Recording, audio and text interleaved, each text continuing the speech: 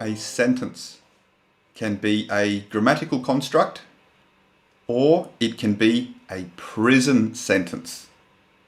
A prison sentence of the mind. Now, I heard this excellent quote by Rich Lippman the other day, so I'm not going to claim it as my own, but I wanted to share it because I believe it really encapsulates what I wish to convey in today's session. Today's session is all about two little words that really play an inordinate role in the way that we experience life, the way that we process emotions, and therefore the behaviors that we experience and the outcomes that we produce are influenced heavily by these two little words, and these two little words are should and must. Should and must. So a couple of examples. People should treat me fairly at all times. I really must exercise more. Life shouldn't be this hard. People should be kind to me. Okay, sentences of this nature, sentences like this, sentences with should and must, and there'll be plenty more examples throughout today's session. But these two little words are given so much attention in psychology. For example, Karen Horney, the renowned German psychoanalyst, she used to refer to these types of sentences as the tyranny of the should. And Albert Ellis, the forefather of Cognitive Behavioural Therapy and the founder of Rational Emotive Behavioural Therapy, REBT, with his colourful language, he would refer to should and must statements as shoulding on yourself and masturbating. And I really love Albert Ellis. I love the way that he speaks with so much humour and as I said, his colourful use of words. So I might use a few of Albert Ellis's quotes throughout this video because it's fun to use, and you can thank Albert Ellis for the humour. So where was I going with this? Shoulds and musts, distracted by Albert Ellis.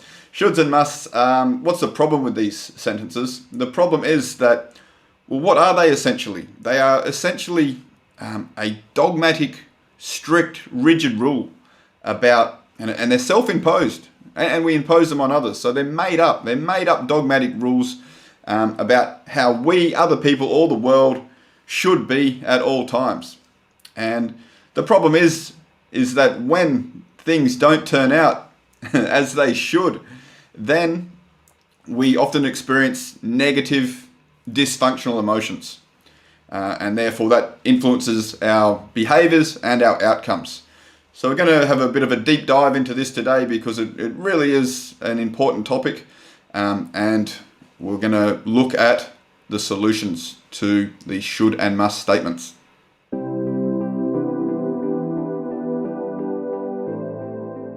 Essentially, people should in three different directions. We should on ourselves, we should on other people, and we also should on life itself. But the tragedy is, no matter what, the should always comes back and lands on us. We always should on ourselves when we have these dogmatic must and should type sentences. Now, according to Albert Ellis and REBT theory, adversities also normally fall into one of these three categories, these rigid should or must beliefs on ourselves, other people in the world.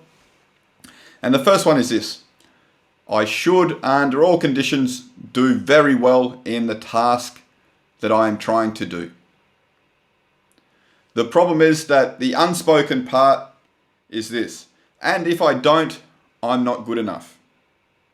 The amount of people I speak to on a monthly basis with this deep-seated belief of I'm not good enough for some unknown reason. I'm just not good enough. I'm not as good as them. I could never achieve that because I'm just not good enough. There's often correlates with this rigid rule. I must do very well in this. I should do the best in this. I should even be perfect at this. In fact, it's a favorite of perfectionists, this rigid rule. And what can happen is it can actually lead to procrastinating because If a perfectionist isn't 100% sure that they can do 100% in the task at hand, they often don't even attempt it at all.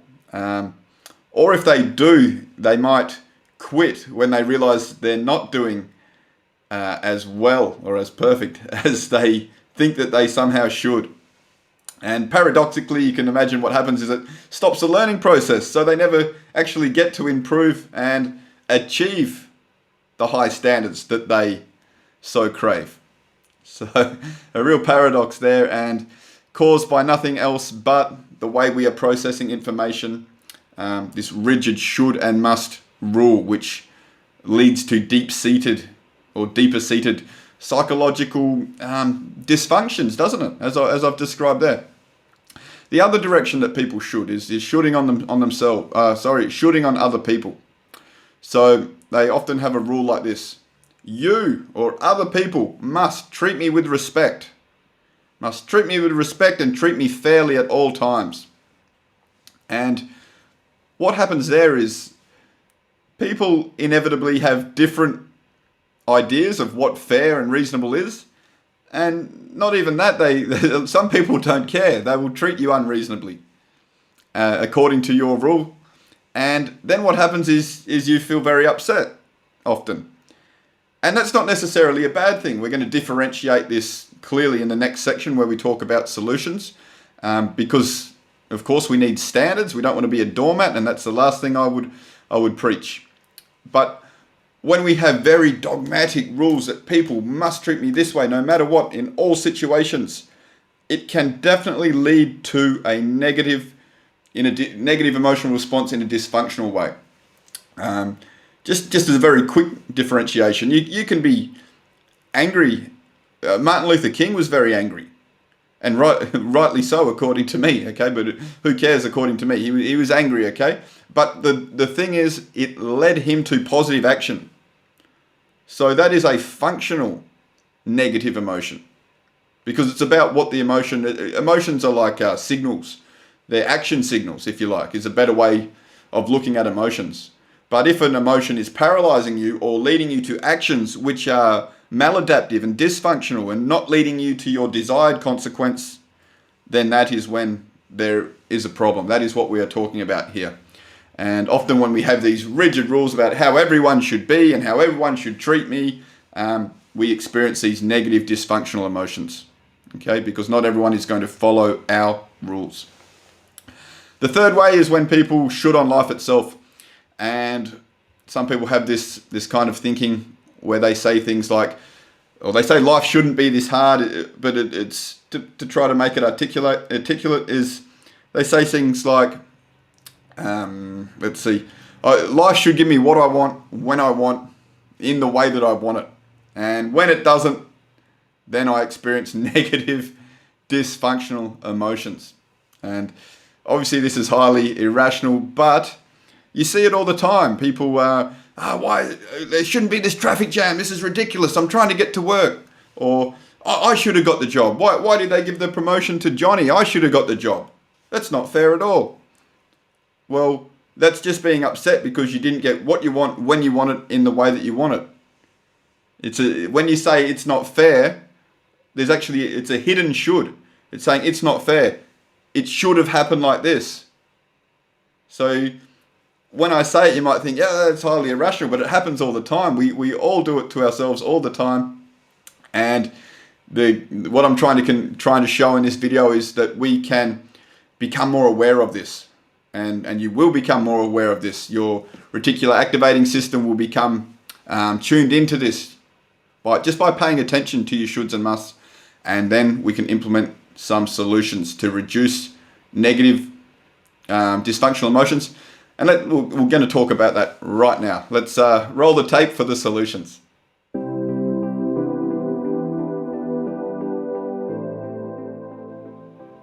So straight off the bat, there is absolutely nothing wrong with anybody who says should and must statements to themselves. There is actually positive intent to most should and must statements.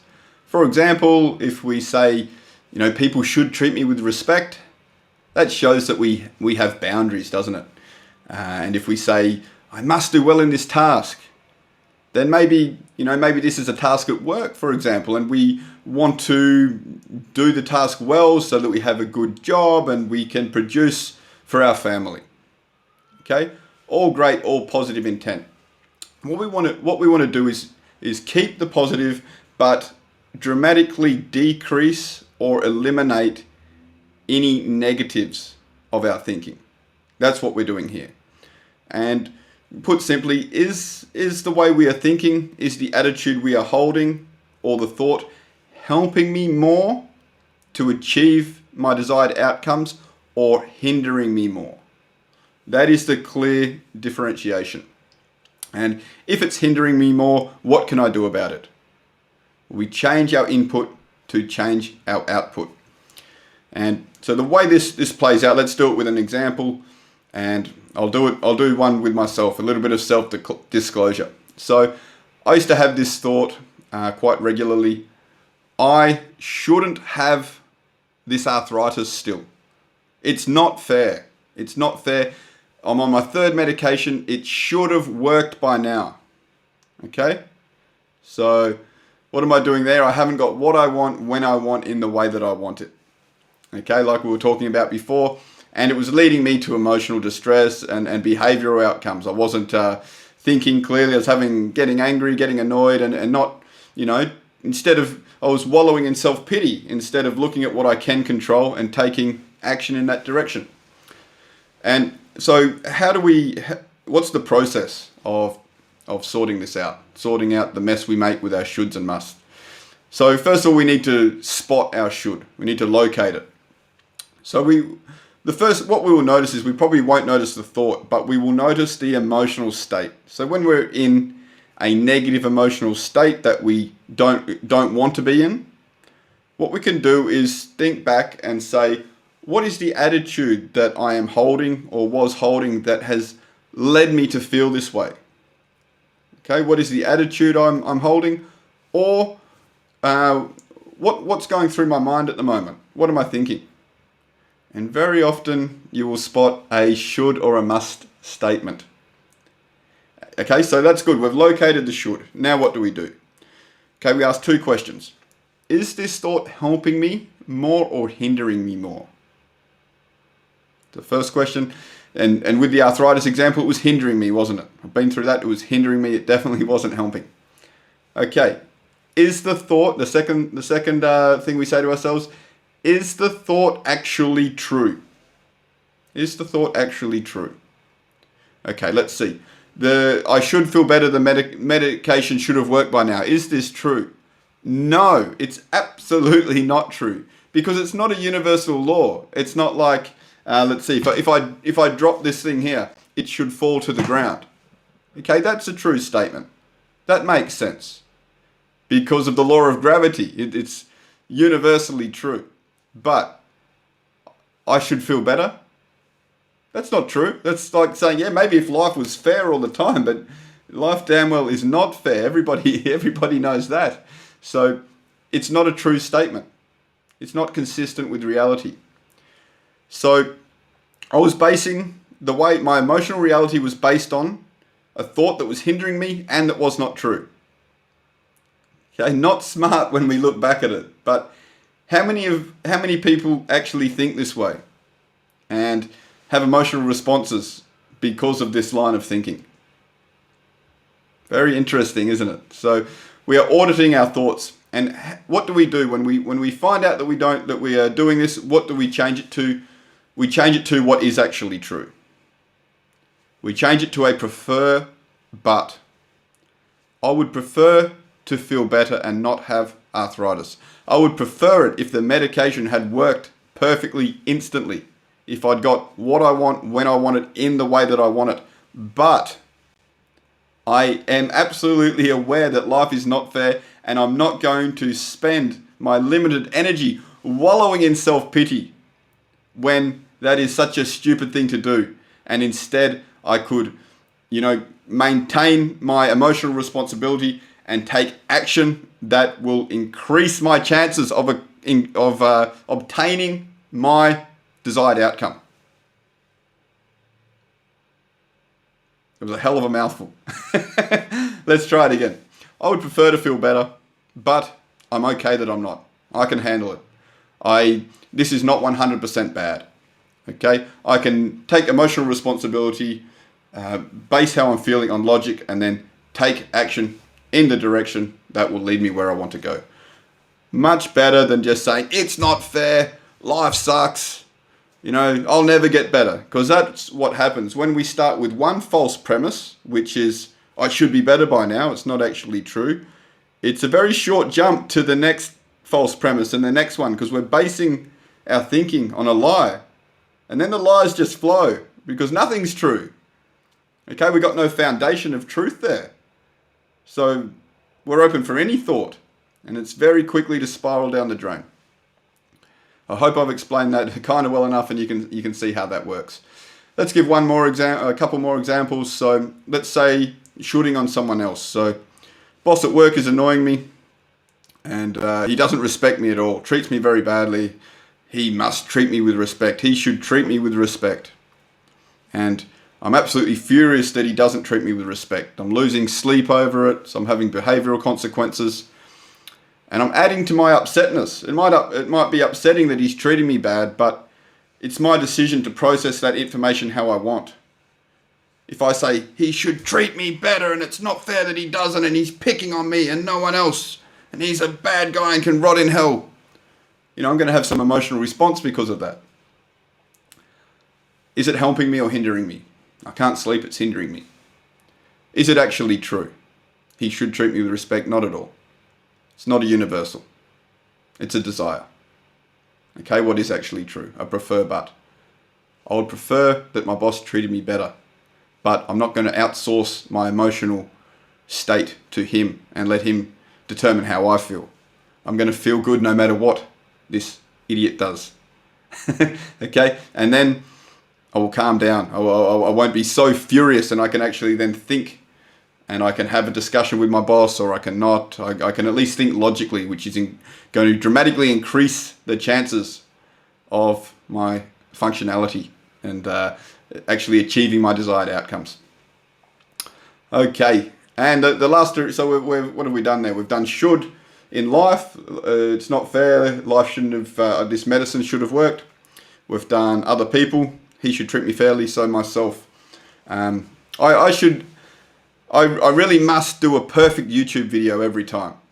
Obviously, not happening. Obviously, I don't believe that. Okay, because, what happens if I do believe that? Is I'll be nervous, and I won't do as well as I actually could. I won't be accessing as much of my potential if I'm completely, overcome with this perfectionist attitude. Or maybe I even don't release the video at all, because then it's not up to my impractical high standard. And then paradoxically, this stops me improving, so I never ever get anywhere near the standard that I want anyway. So instead, my attitude when I make these videos is I would absolutely prefer to do an outstanding video, but I am well aware that it takes time to improve. And by putting the content out there, I improve at a minimum 1% every video, and I'm heading in the right direction. And that is towards my desired outcome. Good. So I hope that has been helpful for everyone out there listening. If you've got any value out of this video at all, please give it a thumbs up and share it with your friends so that more people can access this information. The information that we're not taught in schools that actually can be of real benefit to us. Thank you, everybody. Cheers. See you in the next one.